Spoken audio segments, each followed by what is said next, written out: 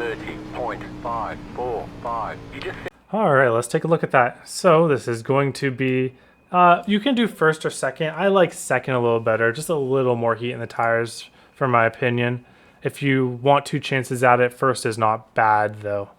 Okay, so this is first lap coming to second lap out lap. So we talked about this in the truck video already if you've seen that, but the high line here, it doesn't really work. You have to turn the wheel too much on exit. So what I like to do is I like to start high and then turn the car down about a lane and then straighten the car out, diamond it a little bit early, and then try to make as straight of an exit as possible, get full throttle as early as possible, and kind of drive back up to the wall. So just a little apex in the middle of the corner, about a lane and a half down from the wall. That's how you're going to get as much speed as possible here. So don't take the apron. That's going to kill your momentum and be really bad if you're set up on turn 1. So once we get to turn 1, this is actually going to have a ton of overlap with the truck. They're actually driving fairly similarly this week. The B-Fix car just has a little more power, so we're going to use a little more brake on entry. I have the brake bias a little higher too. Found that anything less than that 60% brake bias, at least on this point of the run, it's going to cause your rears to kick out a little too much. And when you have an unstable entry, it makes everything a lot harder. So you really want that rotation on entry, but you don't want the car to kind of be wiggling under braking. You want the car to be very predictable and smooth under braking. So trail brake, we start at about just barely stabbing it at like 30% and then bring it back down to a trail brake of about 10 to 20%.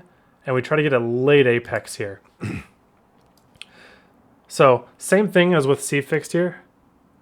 We go straight from brake to gas. And we, at this point, we go from brake to gas when we're about a quarter to a half of a lane off of the yellow line. Now, why is this? Because when we pick up the throttle to half, we kind of straighten the car out a little bit. But if we are still coming down the hill like this, we'll nick the apron if we pick up the throttle right by the yellow. So it'll cause us to have to wait longer than we would otherwise need to. So we just time that throttle to happen about a quarter of a lane from the bottom so that we just drive through the apron, or sorry, through the yellow line and not onto the apron. So you see we get right there on the yellow line, partial throttle, slowly raising, slowly, and then once we start sliding up the corner, I go full throttle, just use the car's natural rotation to get me off the corner. You can see here when I go to full throttle is when I'm unloading the wheel. So I have a max turn of right here on partial throttle. And then I start raising the throttle as my wheel starts coming back to center. See how that correlates? So basically I only go full throttle when I'm able to get my wheel mostly back to center. All right, very cool. 3 and 4, same idea. It's going to be a little easier to turn into 3 and 4 here. You want to turn in a little early, have your nose really pointed so that it's going to go straight through that yellow line right there.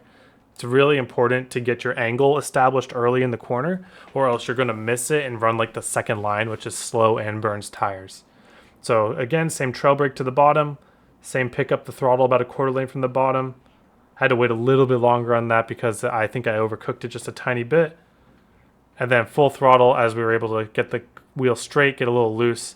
This is what happens when you pick up the throttle a little bit too early. You're going to be a little bit too loose because you have a lot of rotation to make up. So you see my nose is kind of pointed at the wall right now. I'd really want it to be more pointed towards the end of the wall. So I have a lot of rotation to make up with the wheel on exit, but under full throttle, that's just kind of hard.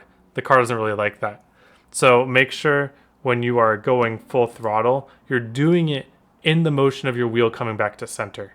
That's very important, or else you're going to get just a really bad handling. Let's take a look at that one more time in full. All right, trail brake down to the bottom. Make sure you get there, pick up the gas right before you hit the yellow. And then just ride the partial throttle until you're able to straighten out the wheel. Then you go full throttle. And then if you go a little too early, you're just going to have a loose moment there. But just kind of keep your foot in it if you're on a qual lap. Definitely not the play if you're trying to save tires. But speaking of saving tires, let's go take a look at the long run. All right, now let's do some long run. So if you watch the truck video along with this one, there's going to be some overlap on this track just because the cars kind of have the same idea.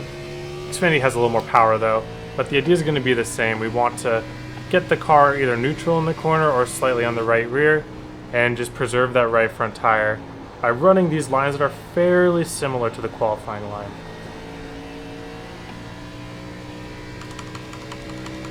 So first thing we're going to do is we're going to set up wide, brake fairly early, and make sure our car is pointed to the yellow. Make sure not to hit the wall.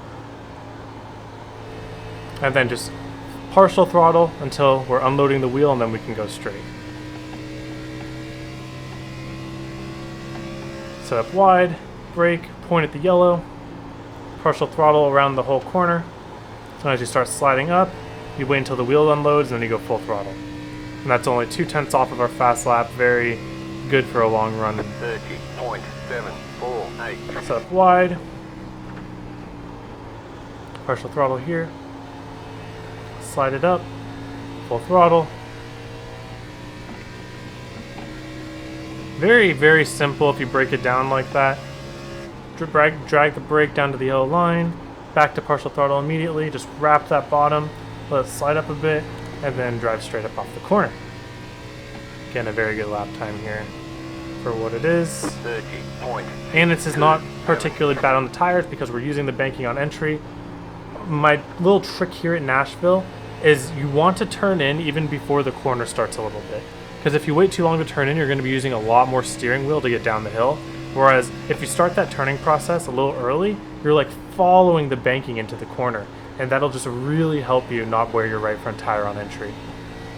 I'll show you the opposite of that. I'm going to turn in when the corner actually starts and then see how much wheel I have to do to get to the bottom. So I'm turning in with the corner.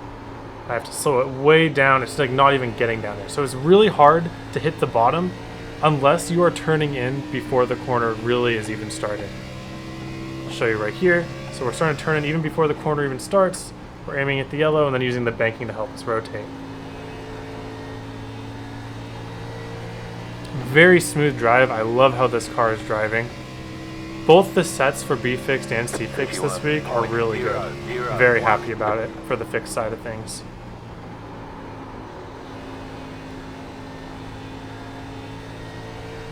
See how little wheel we have to use compared to when we were driving on the outside? So that's the power of always getting to the bottom and never missing an entry, is you're able to just easily drive the car. It'll get a little bit loose sometimes, but you'd rather have that than yanking the wheel to keep it off the wall because you're getting so tight every corner. Alright, we'll do one more lap here. Point at the bottom.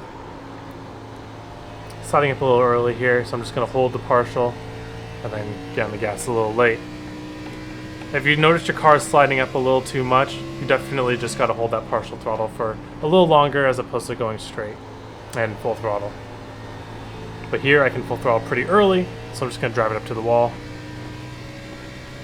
I lied, I'm going to do one more lap here, try to get a better lap. 30. Try to get it a little bit earlier in entry with a wider angle pointed at the yellow line. So yeah, I probably need to hold that brake a little bit longer there. That's what I would probably do. So the later you get into the run, just drag that brake a little longer, especially in 1 and 2. But other than that, the line should at least be pretty similar to what you see at the beginning of the race. All right, now let's take a look at the tires here. And we have 96, 95, so we're wearing more of the right rear. That's good on the Xfinity car because at a kind of a narrow, less than a 1.5, it's very common for these things to wear the right front. So doing that line will really keep the heat out of the right front, help you out. All right, thank you all for watching. Hope you have a wonderful day. I hope to see you all on the track.